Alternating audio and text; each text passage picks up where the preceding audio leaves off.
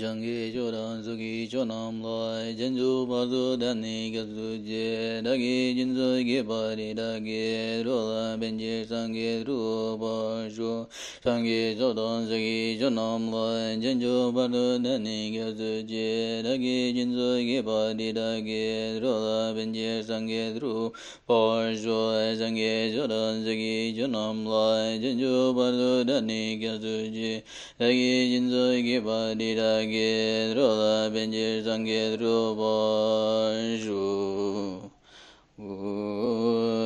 Bapa Jambe Zunu Gyubala Cha Zelo Jini Zuda Joju Jite Na Duzum Zeba Mi Zenge Gunda Gimal Eda Dam Jela Ludanga Ida Weja Giyo Zambo Jebe Mon Lam Dagi Gyewa Dam Je Gingon Zum Singi Dulnyen Lura Dubai Gyewa Gun Lara Duja Zelo Dujite Na Dulnye Sangi Non Sangi Zegi Una Subat Eda Jegi Noma Leba Dam Jegi Wadagi Gawa Mode Dangapa Mise Gyazo Na Yangi En La Gyazo Dragung Gyawa Gungi Yonde Raja Jinde Wa Shepa Dam Jedagi Do Me Do Damba Drewa Damba Dan Zilnye Nam Dan Jupa Du Jodan Arme Jodan Du Boy Damba Yegewa De Dalani Joy Bagi Naza Damba Nam Dan Ri Jodan Jema Bum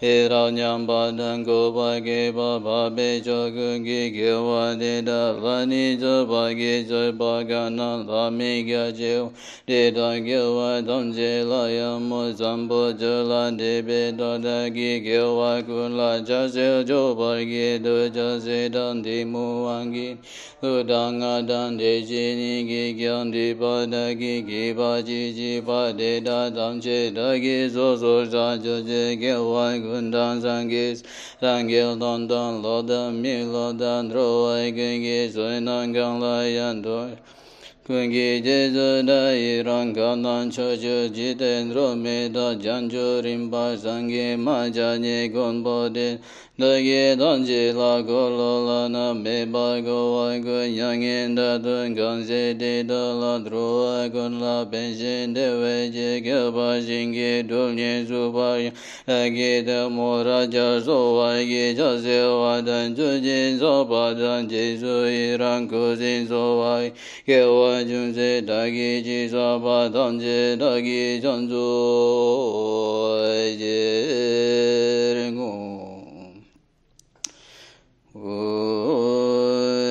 Shashi Boy Gi Hey Joy Je Men Do and Ra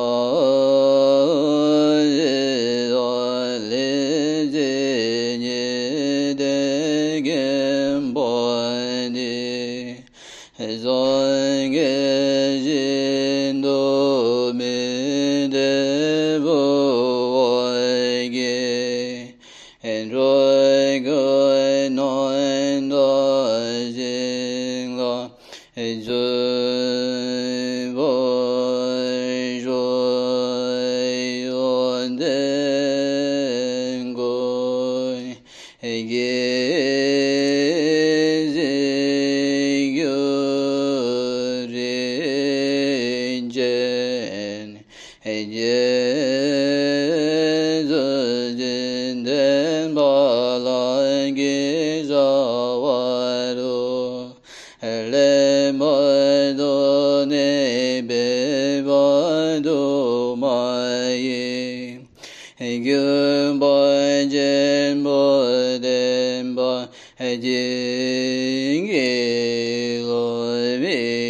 Guru Ratna Mandala Gam Niriyadaya Me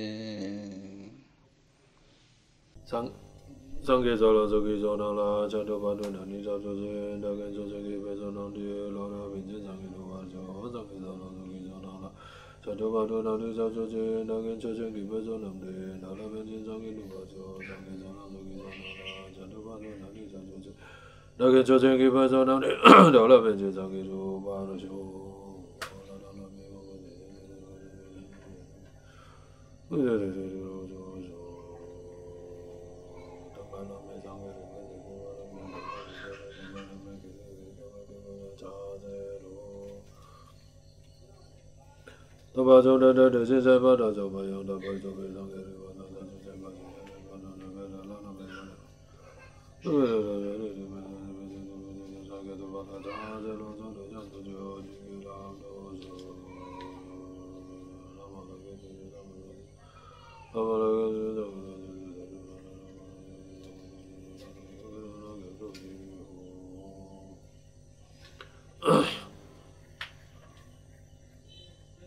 Namo Sang Hyang Adi Budaya, Namo Buddhaya, saudara-saudara, Bapak Ibu.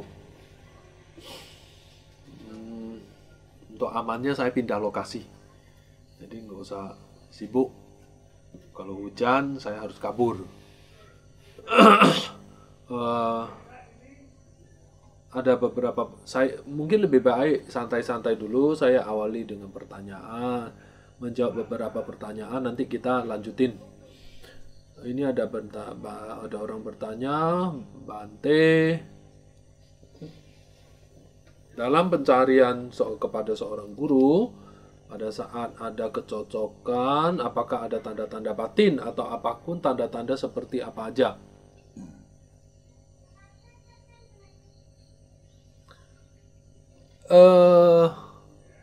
Kalau kita punya koneksi kuat dengan guru tersebut, mungkin ada seperti itu. Tapi kalau jika tidak jadi soal. Yang penting itu bukan hal-hal mistisnya seperti ini. Orang Indo itu suka mistis ya. Orang Asia, mostly orang Asia. Tapi oke lah. Tapi tidak boleh mistis mengalahkan logika. Jadi kita tetap harus melakukan investigasi. Kemudian apa nih? Tadi kata Bante, kita harus menempatkan guru di atas kepala kita seperti Kuan Im dan Buddha. Bila kita mempunyai banyak guru mana yang harus kita prioritaskan? Guru utama. Nah, guru itu ada macam-macam. Ada yang disebut dengan guru utama, ada yang disebut dengan guru akar. Nah, ini dua sama. Ada yang bukan.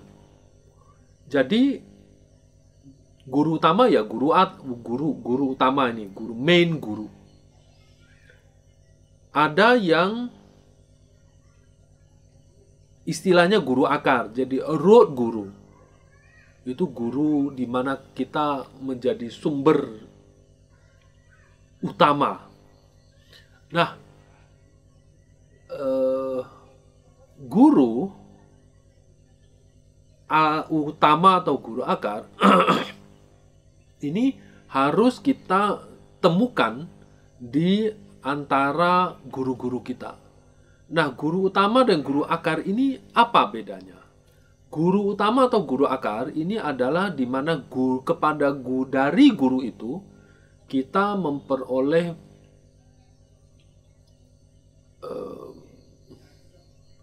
atau gini, dengan kata lain, dari guru ini paling banyak mempengaruhi batin kita.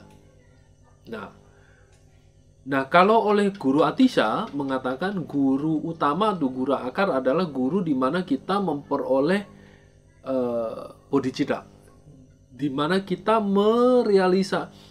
paling banyak menyentuh, membuka batin kita, meraih realisasi bodhicitta. Jadi guru utama ini bukan guru terkenal, guru yang tersohor, guru yang sangat tinggi statusnya. Bukan. Di mana kita memiliki kedekatan emosional yang sangat dekat dengan dia.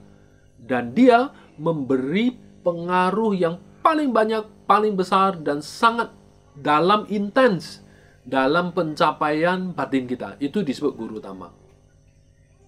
Nah, kalau kita banyak guru utama ditaruh di depan, lalu semua guru-guru itu dilarut dalam dirinya. Ini nanti kita bahas di tempat lain.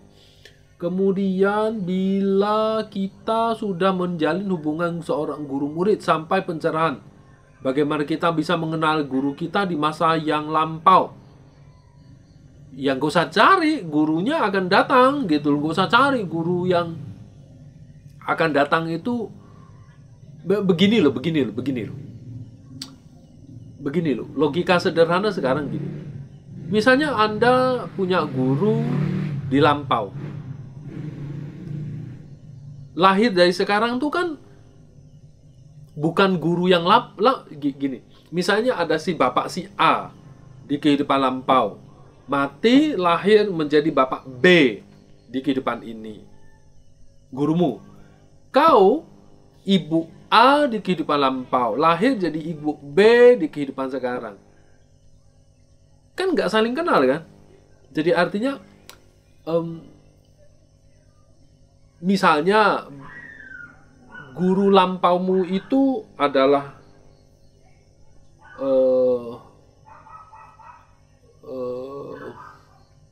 si A, lahir reinkarnasi menjadi si B. Itu gurumu, tapi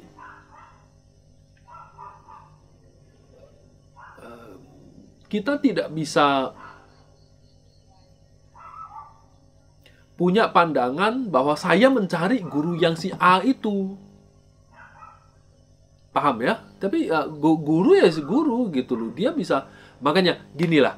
Yang paling penting adalah kita butuh pelajaran bertumpu pada guru spiritual. Kita butuh mengenali, memahami, mempelajari, mencari tahu guru itu apa dan bagaimana kita bertumpu pada dia. Itu yang paling penting.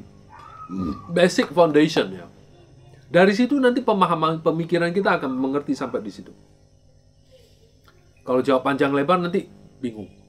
Bila kita bagaimana menumbuhkan sikap hormat kepada Buddha. Seperti Bhante Badarudji katakan, saya merasa semakin kehilangan sosok Buddha dalam kehidupan saya.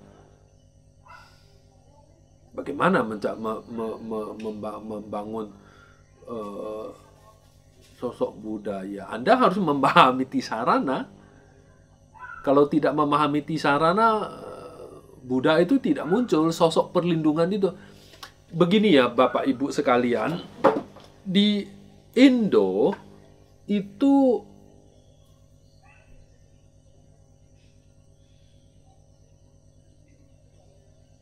tunggu. Saya selesaikan ini dulu, nanti saya jawab itu ya. Bagaimana mempraktekkan Anuttara Yoga tanpa mudra yang dimaksud? Bagaimana mengejar keterlambatan ajaran yang sebelumnya? Saya baru bergabung hari ini ya. Tenang, nanti akan ada dapat lengkap. Saya juga masih bertanya apakah diperkenankan mengetahui dan memahami isi sila Vajrayana dan Supa Vajrayana sebelum memasuki Vajrayana. Bapak Ibu sekalian, saudara-saudara sebangsa setanah air dari Sabang sampai Merauke, Bapak Ibu semua saudara-saudara umat Buddha sekalian, dengarkan saya baik-baik. Sila ada 3. Pratimoksha sila, Mahayana Bodhisattva sila, Vajrayana, Sumpah Tantra, sila-sila Tantra. Pratimoksha sila itu tidak diizinkan untuk dibaca, diketahui sebelum kita mengambil. Tantra sila itu juga sama, tidak diperkenankan, tidak diizinkan membaca, mengetahui jika kita belum ambil. Hanya Sumpah Bodhisattva sila yang boleh dipelajari, dibaca, dikupas sebelum kita mengambil. Ini pandangan Mulasari Swada. Nah, jadi Bapak Ibu sekalian, kita juga harus paham bahwa bentar. Nanti saya jelaskan ini. Nanti kita kembali ke sini. Jadi, ketika kita memahami sila, kita tidak mengenai sila. Jadi, apakah boleh? Tidak boleh. Jadi, misalnya ketika Anda tidak sengaja membaca, ya sudah. Tetapi jangan pergi serius mencari sila-sila itu. Itu tidak ada gunanya dan terlebih ketika nanti Anda menerima sila itu tidak tumbuh di dirimu dan tidak mendatangkan berkah. Jadi ada 2 poin. Tidak mentumbuh di dalam dirimu dan tidak mendatangkan berkah. Jadi berkah, blessing itu ada. Anugerah itu ada. Demikian apa yang disebut diajarkan oleh aturan-aturan yang turun-temurun dari Buddha sampai sekarang. Kita nggak ngarang, kita nggak kurangin, kita nggak nambah. Ya begini kita diajarkan, turun-temurun. Kemudian Vajrayana Sila itu banyak. Jadi nanti kalau waktunya tiba, Anda pasti akan dapat. Jadi nggak usah buru-buru dan nggak usah pergi mencari. Itu tidak ada gunanya. Nah, berikutnya nanti saya jelaskan, itu panjang lebar secara konsep. Mau tanya di Tantra, Suhu menjelaskan ada 6 hal yang dilakukan dalam meditasi Tantra. Tadi saya sudah mengambil meditasi Kuan Im, saya kurang mencatat 5. Boleh jelaskan? Nantilah ya, nanti kita nanti akan ada pelajaran khusus seperti ini. Kemudian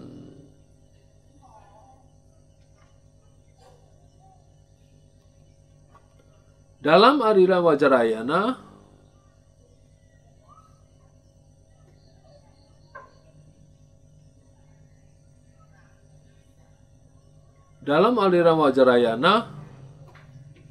ada 4 besar, Gelug, Nyingma, Kagyu, Sakya. Mungkin Suhu bisa bantu jelaskan 4 aliran ini. Dalam Sagin, aliran mana yang masuk kategori aliran mana? Sebenarnya di Google kan juga sudah ada, tinggal klik aja. Ya kecuali Anda nggak paham bahasa Inggris, di Google juga ada, Google Translate. Oke lah. Saya dongeng. Pertama, Buddhism itu berkembang di India. Lalu karena raja-raja Tibet itu mengundang guru-gurunya datang, guru-guru India datang ke Tibet memberi pembabaran Dharma, maka pertama yang diundang itu adalah Pamasambhawa dan Santarasita. Kemudian Santarasita memanggil muridnya Kamalasila. Itu golongan tua, golongan yang awal-awal sekali. Ketika Tibet masih banyak hantu-hantu, banyak orang-orang barbar. Kemudian banyak berkembang guru-guru mengajar. Kemudian orang Tibet yang punya duit, dia pergi ke India, pergi belajar.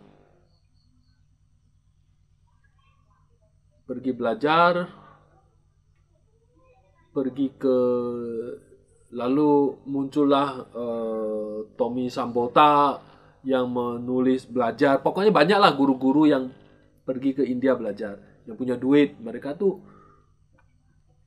nggak naik pesawat, jalan kaki, dan tidak jalannya ada aspal ya.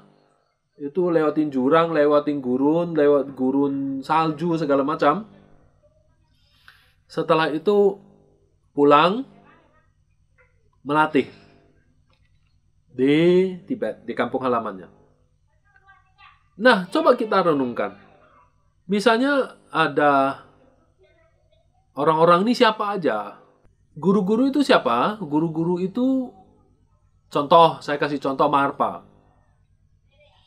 Beliau pergi belajar itu bukan kayak zaman sekarang, pergi ke daftar ke sekolah Universitas Indonesia, pergi ke sekolah UGM, ketemu banyak guru. Itu bukan. Mereka itu pergi mencari guru. Siapa? Mencari guru. Jadi mencari satu guru. Guru ini yang terkenal, guru itu yang kenal. Bisa jadi dapat guru yang kurang terkenal, muridnya dari guru terkenal. Lalu diajarin ya kan? Diajarin itu bukan kayak zaman sekarang. SD, SMP, SMA, kuliah. Enggak. Kita diajarkan ajaran-ajaran yang nggak kayak sekarang. Ada presentasi, buka laptop, buka halaman pertama, baca ini. berikutnya halaman kedua, ya minggu depan tes ya. Bukan begitu. Guru-guru itu menuturkan dengan pengalaman dia. Lalu si murid itu mencatat. Dari sekian banyak, bisa saja catatannya nggak lengkap. Jadi itu yang dibawa pulang. Kalau guru-guru yang lain mencatat. Dengan catatan dia bawa pulang. Jadi, coba bayangkan cara belajar secara tradisi zaman dulu seperti itu. Tinggal sama gurunya. Saya nggak tahu apakah zaman dulu ada cerita kos apa enggak ya. Asrama ada. Tapi kos kayaknya sih nggak ada deh. Numpang mungkin ada ya. Tinggal sama gurunya. Misalnya gurunya nggak bilang, oh nanti jam 2 belajar. Enggak. Bisa aja sebulan 2 bulan gurunya nggak ngomong sekecap pun. Bisa aja besok hari ini gurunya ngoceh panjang lebar berjam-jam. Tergantung. Semua catatan, semua pelajaran dicatat, diingat, dibawa pulang. Dilatih. Setelah itu, di Tibet, datanglah murid satu yang punya masalah besar. Cari nih guru. Cari guru ini siapa? Oh, dia pulang ya dia dagang. Dia punya ladang sawah, dia kerja. Hari-hari biasa, bukan kayak orang Indo kalau udah pulang sudah kayak zaman sekarang sudah duduk bertampang guru, enggak. Ya dia kayak bajak sawahnya, lusuh-lusuh, tinggal di rumah. Datanglah satu anak yang punya masalah besar. Tinggal sama dia. Gurunya serem, orangnya ini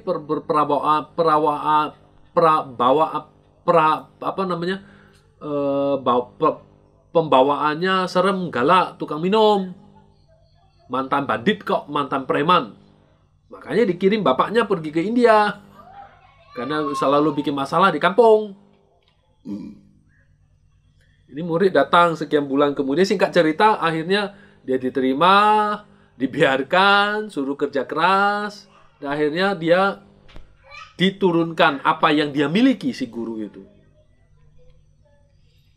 Lalu murid ini menerima murid yang lain.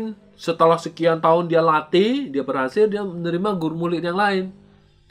Nah, dia akhirnya, ini bapak ini adalah Marpa, muridnya ini ada Mila Repa, dan dia murid-murid berkembang-kembang masing-masing kan, 4 murid tuh, dia datang 4 murid ini ke tempat masing-masing, kayak pulang ke Palembang, pulang ke Jambi, pulang ke Sumatera Jawa, pulang ke Sulawesi, pulang kemana, berkembang dengan bahasanya, caranya, adat istiadatnya, mempelajari ajarannya. Akhirnya golongan masing-masing berkembang. Nah, zaman itu ini disebut golongan Kagyu. Mereka banyak menekankan pada retret, meditasi. Kemudian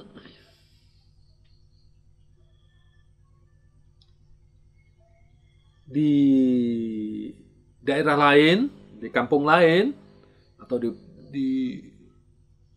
kampung lain, ada satu keluarga besar, kaya.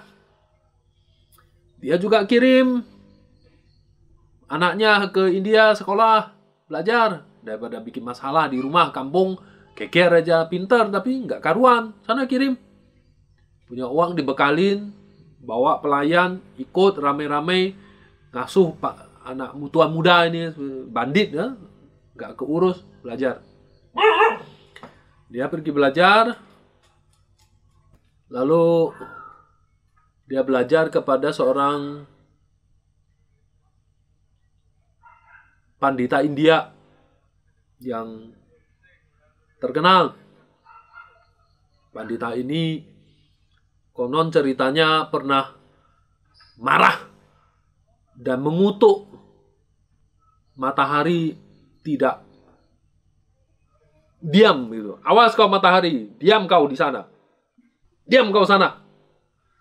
Nah, itu kok ada ceritanya, buka aja Google lah. Panjang lebar nanti.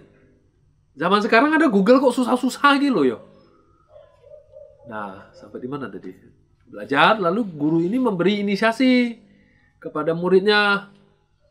Bawa pulang, udah belajar, selesai pulang ke kampungnya Tibet. Kawin, punya anak. Ilmu itu diajarkan ke lingkungan keluarganya, ke anaknya, ke kawinnya, ke anaknya, ke saudaranya, sepupunya. Karena dengan ilmu dan perkembangan perekonomian mereka besar, lama-lama itu menjadi satu keluarga besar, klan besar. Klan besar. Di daerah Sakya. Nah, itu lama-lama wilayah itu besar, berkembang. Kan dia belajar, diajarin. Murid-murid diajarin dan punya berhasil. Lalu dia menghasilkan satu klan besar, wilayah besar. Misalnya dia menguasai satu pulau Kalimantan gitu misalnya. Mengajar besar. Nah, setelah itu sudah ada 3 ini. Di Tibet sendiri ada Buddhis, ya guru Pema Sambhawa. Ya kalau merasa kurang ya pergi luar negeri, belajarlah gitu. Ya 2 itu kan sudah. Lalu berkembang besar, menguasai wilayah, masuk ke dunia politik, segala macam. Ilmunya adalah 4 bait yang sangat terkenal itu. Bait Mas namanya. 4 bait Mas. Lalu diberi ajaran tantra, diberi belajar filosofis, terkenal dengan pusat berkembang saat itu sedang berkembang pesatnya pemahaman-pemahaman filosofis Buddhis dari Nalanda dibawa. Nah, bangun sekolah, bangun asrama, bangun biara, banyak sekali daerah lingkungan sana, semua itu semua ikut belajar sama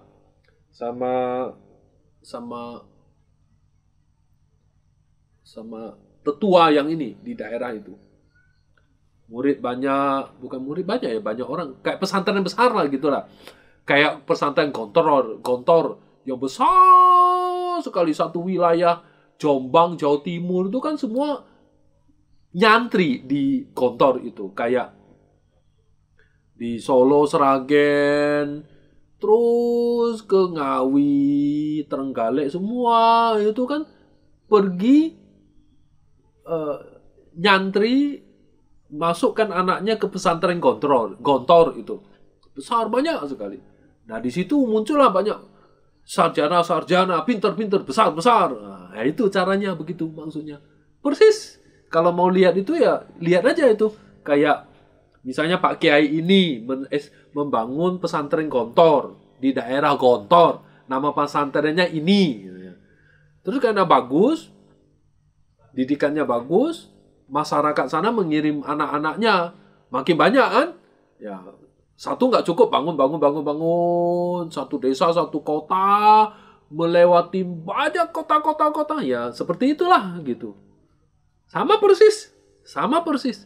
Tapi ilmu mereka turun-temurun mengajarkan pewaris mereka itu yang menjadi pemimpin itu turun-temurun ke darah. Dan mereka berkeluarga. Ya, semacam kerajaan kan? Nah, itu disebut golongan Sakya.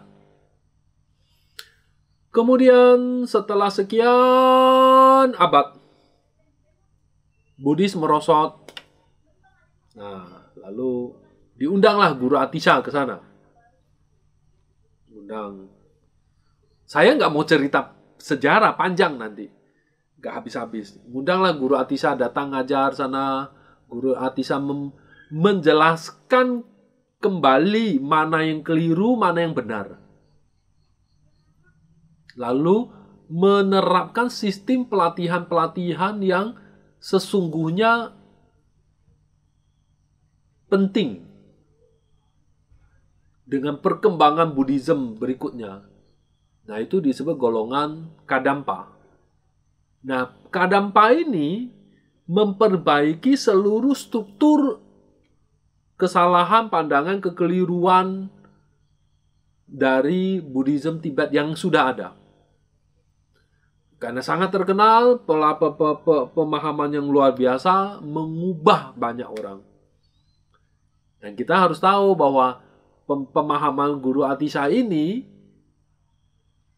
adalah dipengaruhi juga oleh pemahaman dari Indonesia, Guru Dharmakirti yang di Sriwijaya. Kemudian sekian ratus tahun, muncullah seorang anak yang belajarnya sangat bagus dari pesantren Gontor itu, misalnya itu contohnya pesantren itu. Dia mempertanyakan banyak hal. Ini kurang, ini gimana, ini ceritanya, ini terlalu rumit ini. Akhirnya dia belajar, semua dia pelajari. Akhirnya dia menghasilkan suatu sarjana besar, pemikiran luar biasa. Lalu dia mengajarkan kepada murid-muridnya bahwa kamu nggak boleh begini, yang benar tuh seperti ini. Ini nggak berlaku, ini jadi biksu ini ngawur, nggak bisa, harusnya begini. Menegakkan kembali kedisiplinan kebiksuan yang sudah merosot di Tibet. Reformis. Biksu itu harusnya begini, nggak boleh begini. Nah itu. Pemikiran itu seperti ini. Nah itulah ketika itu guru ini mengikuti struktur pemahaman Guru Atisha. Dia menjelaskan lebih jauh. Nah, inilah yang disebut golongan baru, yaitu golongan Gelug. Lalu, ya saya nggak jelasin terlalu panjang lebar ya. Ini nggak lucu ini berjelasin seperti ini di sini karena terlalu besar, terlalu banyak. Dan ini bisa kita buka di Google dan buku-bukunya banyak.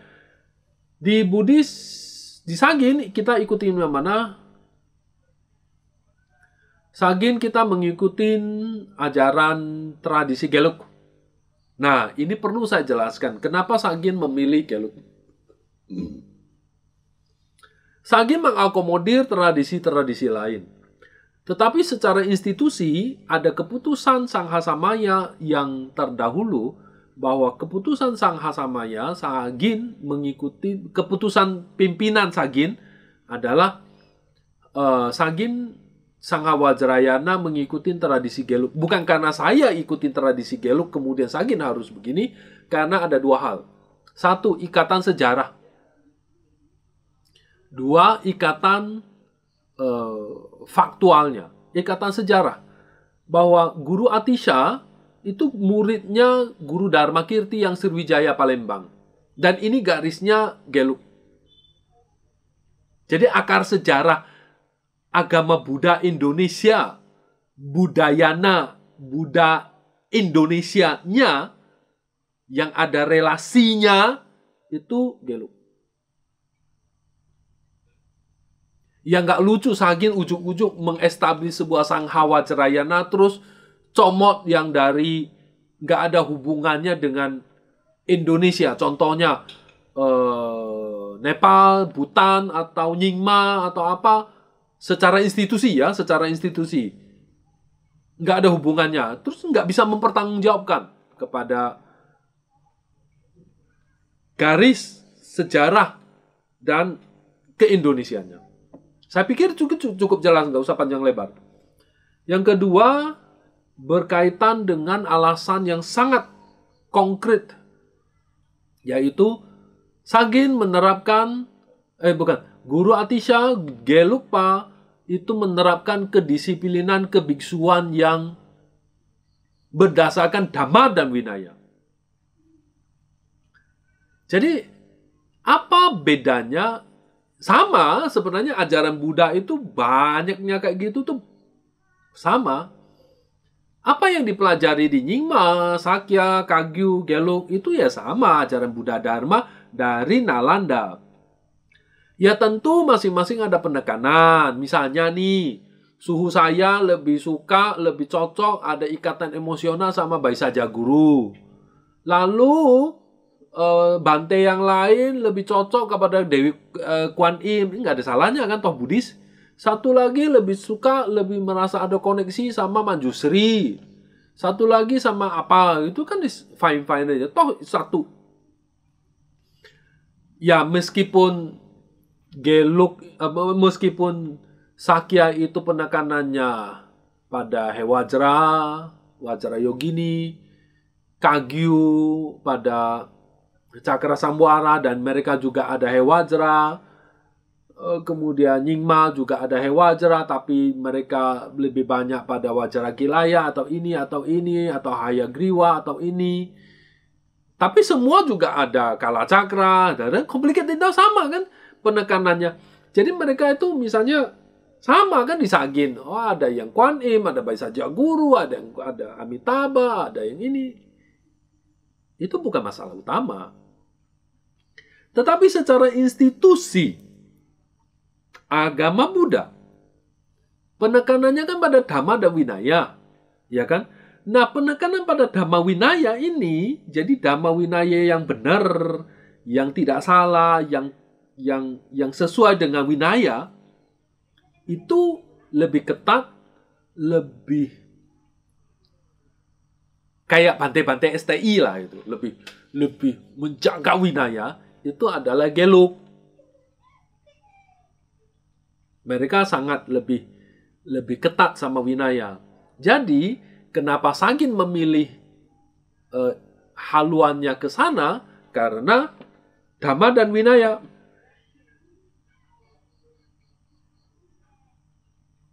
Ada kemurnian Dhamma Vinaya. Apakah yang lain tidak murni? Kita tidak bahas di sini. Tapi penekanan pada keputusan itu adalah keputusan pentingnya penegakan Dhamma dan Vinaya, yaitu di Gelug. Saya kira cukup jelas ya. Saya kira cukup sangat terang, jelas. Kenapa?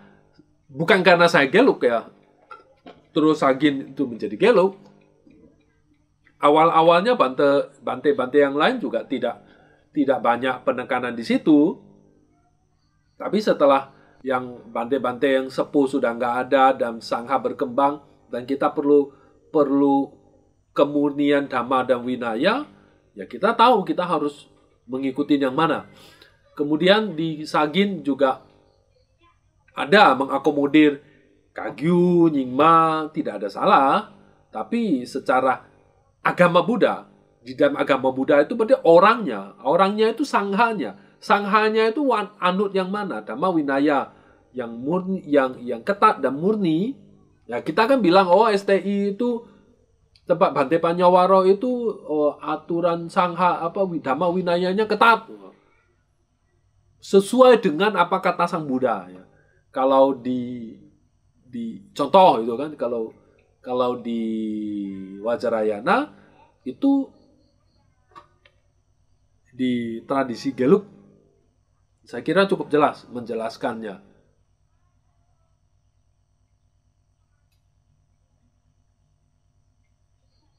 Kemudian ada pertanyaan, bagaimana menghilangkan rasa panas dalam tubuh? Denyut-denyut saat meditasi, panas dalam tubuh akibat meditasi. Denyut-denyut, takut rasa meditasi, tidak bernafas, segala macam. Panas tubuh yang tiba-tiba suatu kegiatan muncul hingga ke ubun-ubun pusing. Ini Anda sedang memperoleh fenomena-fenomena yang wajar dialami oleh semua orang. Jika dia melatih meditasi dengan baik dan benar, dia pasti mengalami hal ini. Nggak usah takut, dilanjutkan saja. Apa itu? Ya cuma aliran chi aja, aliran tenaga, chi, panas tubuh. Bukan sesuatu yang mistis, heboh, ada kerasukan itu, enggak gitu. Tenang aja. Nggak usah dihilangkan. Kalau dihilangkan malah salah. nggak bisa hilangkan, itu perlu, penting. Itu dipakai, itu dikembangkan, itu yang dicari. Dan saya nggak jelasin panjang lebar, nanti kapan-kapan kalau Anda mau tanya. Siapa yang nanya ini, aku nggak tahu. Malah mau tanya, Bante, apakah latihan Hatha Sila, Mahayana pernah masuk latihan Vajrayana? Bukan, itu latihan Paramitayana. Nanti saya jelaskan Paramitayana itu apa. Kemudian nih, suhu di dalam cerita kehidupan banyak kehidupan Buddha, banyak murid Sakyamuni mencapai kebudaan tanpa duduk meditasi. Apakah ini hanya bisa dilakukan oleh sama Sang Buddha? Maksudnya apa? Ini ya, pertanyaan ini nggak nyambung dari ujung sama kepala.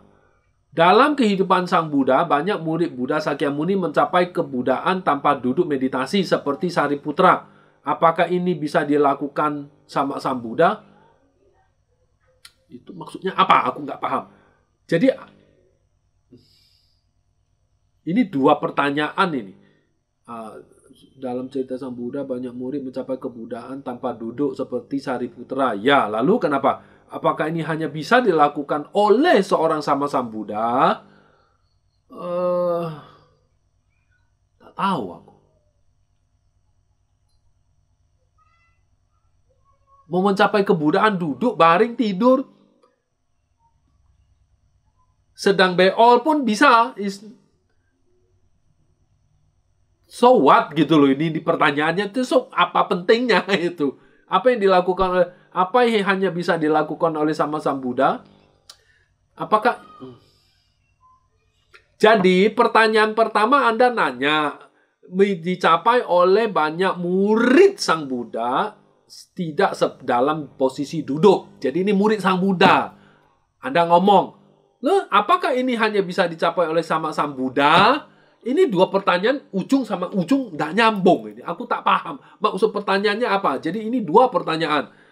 Dalam cerita kehidupan Sang Buddha, banyak murid Sakyamuni mencapai kebudaan tanpa duduk seperti Sariputra dan yang lain. Titik. Oke, ya. So, apakah ini hanya bisa dicapai oleh sama Sang Buddha? Sama Sang Buddha tidak perlu sambar Sang Buddha. So, apa maksud pertanyaannya? Aku tidak paham. Apakah ini hanya dicapai oleh sama Sang Buddha? Sariputra bukan sama Sang Buddha. Jadi pertanyaannya nggak nyambung. Apakah ini hanya bisa dilakukan oleh sama Sang Buddha? Dilakukan oleh sama Sang Buddha. Sama Sang Buddha melakukan ini kah? Jadi aku nggak paham aku pertanyaannya. Jadi nggak nyambung dari pertanyaan depan sama ujung nggak nyambung. Nggak ngerti aku. Suhu, apakah praktisi wajana banyak mempraktekkan apakah semua praktisi Vajrayana wajib mempraktekkan Guru Pema Sambhawa? Mohon dijelaskan maksud esensi Guru Pema Sambhawa yang merupakan Buddha, Kuan Im, Amitabha, Konsei Busak, dan lain-lain. Begini, Guru Pema Sambhawa itu adalah seorang manusia, pandita. Guru Pema Sambhawa adalah seorang guru pandita dari India pergi ke Tibet. Di luar cerita beliau punya kelebihan adalah ini itu, dia adalah manusia India yang diundang ke Tibet. Lalu ini hanya golongan-golongan yang menganut, ya kayak cerita pesantren Gontor tadi. Kalau kiai di Cirebon yang namanya Tebu Ireng, itu orang-orang yang Tebu Ireng tidak sembah pada kiai yang di Gontor itu. Karena itu bukan gurunya. Gurunya ya yang di Cirebon itu, Tebu Ireng. Paham? Maksudnya, paham ya? Nah, lalu ya tentu murid-muridnya pasti mengatakan kiai guru saya ini jelmaan Kuan Im, jelmaan Amitabha. Itu maksudnya. Paham maksudnya? Sama seperti murid-muridnya Dalai Lama mengatakan Dalai Lama ada reinkarnasi dari Avalokitesvara. Karena semua murid selalu mengatakan guru saya adalah Buddha. Dan begitu, oke ya. Saya pikir jelas kok pertanyaannya dan jawabannya. Jadi Anda ini bingung kan? Mohon jelaskan esensi. Apakah semua praktisi Wajaraya mempraktekkan guru Padmasambhava? Enggak, saya enggak pernah. Meskipun saya dapat inisiasinya. Untuk menjadi seorang Sammasambuddha, Pangeran Siddhartha harus mengumpulkan parami yang sangat lama, yaitu 4 asenkhya dan ribu-ribu kalpa. Sedangkan dalam Wajarayana kita bisa mencapai kebuddhaan satu kehidupan. Apakah mungkin ini mencapai dalam waktu ini? Mungkin. Kan Anda tanya, apakah mungkin kita mencapai kehidupan hanya dalam waktu kebuddhaan hanya dalam waktu yang sesingkat itu? Mungkin. Bagaimana caranya? Latih Wajarayana. Saya termotivasi ingin mencapai kebuddhaan dalam kehidupan saat ini jika bisa. Ayo latihan. Nah, itu baru benar. Udah, ini pertanyaannya ada habis. Nah, Bapak Ibu, Saudara-saudara, saya ingin menjelaskan, tadi mau jelasin apa ya? Beberapa poin. Saudara-saudara, Bapak Ibu sekalian, kita harus terima satu kenyataan bahwa tomat warnanya merah. Mau dia buah, mau dia sayur, yang penting masuk perut, kenyang, selesai keluar dari tai. Dah. Itu kenyataannya Bapak Ibu, saudara-saudara. Jadi, kita harus terima kenyataan bahwa Buddha Dharma Indonesia baru mulai tahun 1953 setelah Sukong Bante Asin Jinarah kita pulang setelah melatih pentabisan di Burma, lalu pulang ke Indonesia. Lalu mulailah pembabaran Buddha Dharma. Baru pelan-pelan. Jadi, pada kenyataannya bahwa tomat itu buah. Jadi Bapak Ibu Saudara-saudara, tomat itu juga sayur. Nah, jadi Bapak Ibu Saudara-saudara, penting kita paham bahwa kita masih banyak kurang dalam pemahaman Buddha Dharma. Ini penting. Dan kita harus makin belajar. Maksud saya begini. Yang kita lihat di mata kita sekarang itu adalah warna pakaian. Bante Burma, Bante Thailand, Bante Sri Lanka, Bante Taiwan, Bante Cina, Bante Tibet, Bante Bhutan, Bante Nepal.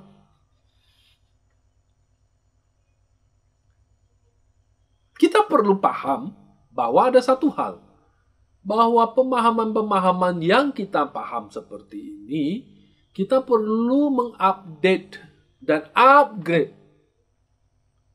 Apa maksudnya? Bapak Ibu Saudara-saudara, kita perlu mengerti bahwa di dalam keseluruhan pemahaman-pemahaman Buddha Dharma di dunia ini, dari zaman Sang Buddha sampai sekarang, itu ada 4 pola pikir. Sautantika, Vaibhasika, Citramatin, dan Madhyamika. 4 ini. 4 ini juga dibawa ke Tibet. Juga keluar dari Tibet. Nah, Sautantika itu apa? Vaibhasika itu apa? Citramatin, Madhyamika itu seperti apa? 2 ini adalah golongan orang Hinayana. Hinayana. Bukan Theravada, Hinayana. 2 ini adalah golongan Mahayana. Nah, lalu itu menyangkut cara pandang terhadap sama tadi cara pandang. Satu bilang tomat itu sayur, satu bilang tomat itu buah. Tapi masalahnya itu tomat, ini loh tomat. Nah, Bapak Ibu Saudara-saudara, 4 pemahaman filsafat yaitu Sautantrika, Vaibhasika, Cittamatin, Madhyamika, itu sama-sama adalah pemahaman Buddha Dharma. Tapi bedanya apa? Dua ini mengatakan tomat itu adalah buah. Dua lagi mengatakan tomat ini adalah sayur. Jadi tomat ini buah atau sayur? Ya tergantung. Tergantung yang ini mau ngomong apa. Sama contoh. Dua ini mengatakan kesadaran itu ada 5. Dua ini mengatakan kesadaran ada 6. Yang kenapa ada kesadaran batin? Paham? Panca indera itu loh, ada indera yang ke-6. Nah, kan benar kan? Ada yang bilang tomat itu buah. Satu lagi bilang tomat itu sayur. Silakan debat. Sampai kiamat pun tidak selesai. Itu.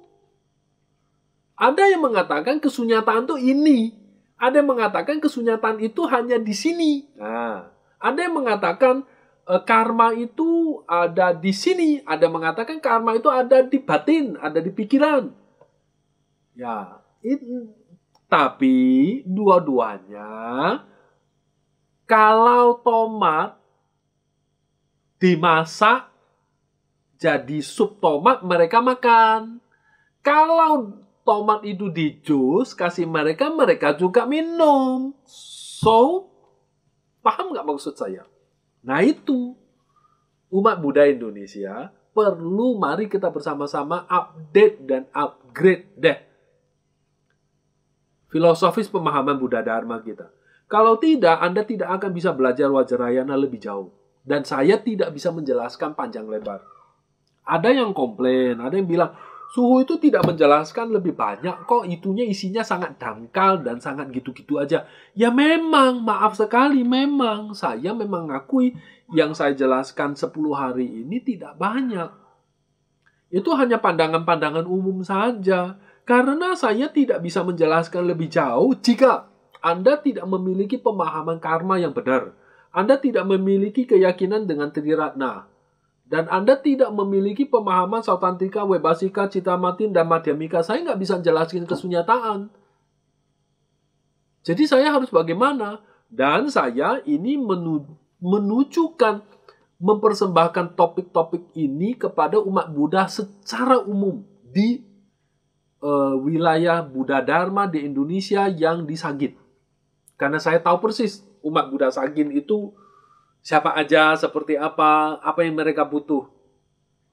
Mereka butuh tomat. Mau dia sayur, mau dia jus, yang penting ini tomat. Begitu saudara-saudara, Bapak Ibu. Nah, jadi ini penting.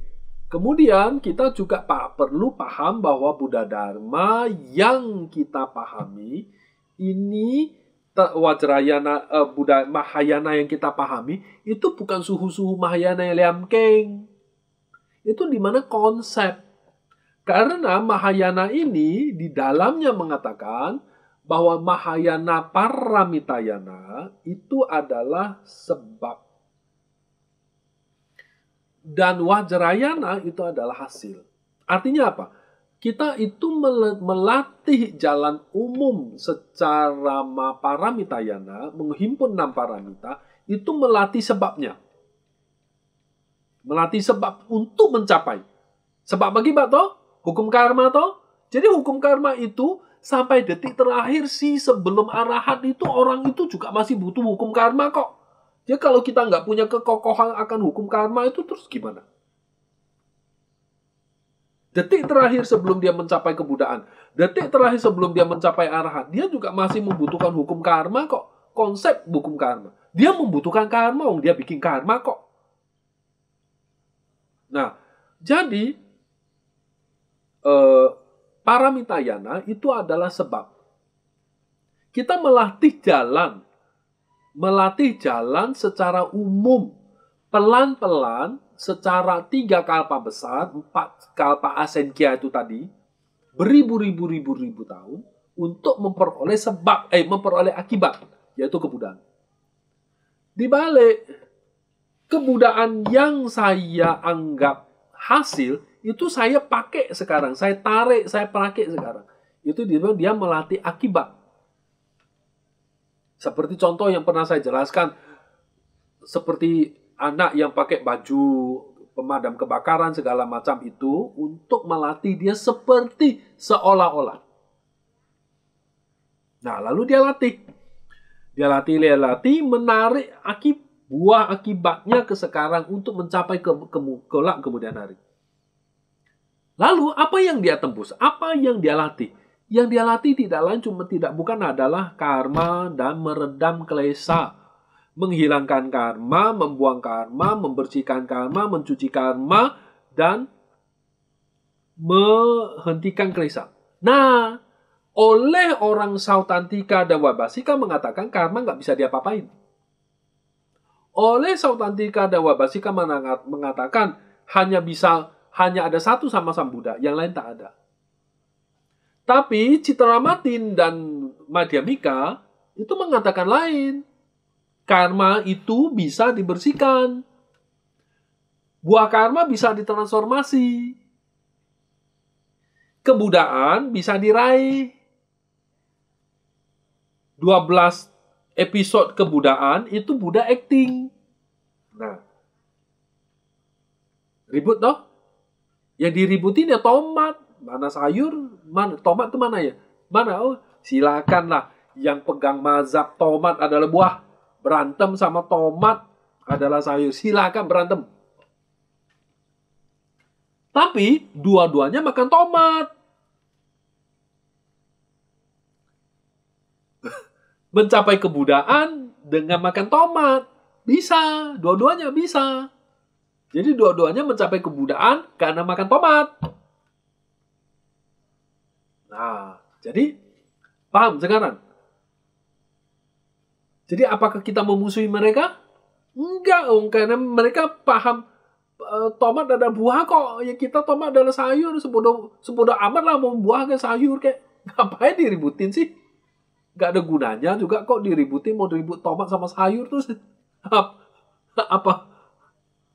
apa untungnya gitu loh. Nah, seperti itu Bapak Ibu saudara-saudara. Nah, dengan seperti ini kitalah paham bahwa dengan melatih Vajrayana kita harus mengerti bahwa kita harus datang dengan dasar konsep yang jelas. Kalau kita tidak bisa datang dengan konsep yang jelas, kita nggak bisa latih. Latih apa? Karma sama klesa. Yang di-hit itu karma sama klesa. Yang di-hit itu karma sama klesa. Karmanya, buah karma banyak, yang karena kita sudah buat. Sampai detik ini juga kita buat karma. Klesa ya, dia terus memproduksi karma. Ya kan? Nah, jadi kita butuh pemahaman konsep hukum karma yang jelas, benar-benar paham. Lalu kita butuh pemahaman tisarana yang kokoh, yang jelas. Karena kita nggak punya konsep tisarana yang kokoh, kita nggak bisa latih Vajrayana. Karena yang dibicarakan orang Vajrayana itu adalah kebudaan dan membayangkan diri kita sebagai Buddha, membayangkan diri kita sebagai Sakyamuni. Kalau kita nggak punya fondasi kebudaan tisarana yang kokoh, terus gimana kita latih? Nah, setelah latih demikian, maka setelah kita paham konsep itu, kita perlu bicara hal yang berikutnya, kita mempersiapkan. Setelah mempersiapkan, kita cari guru dan kita latih. Saya kira sampai di sini.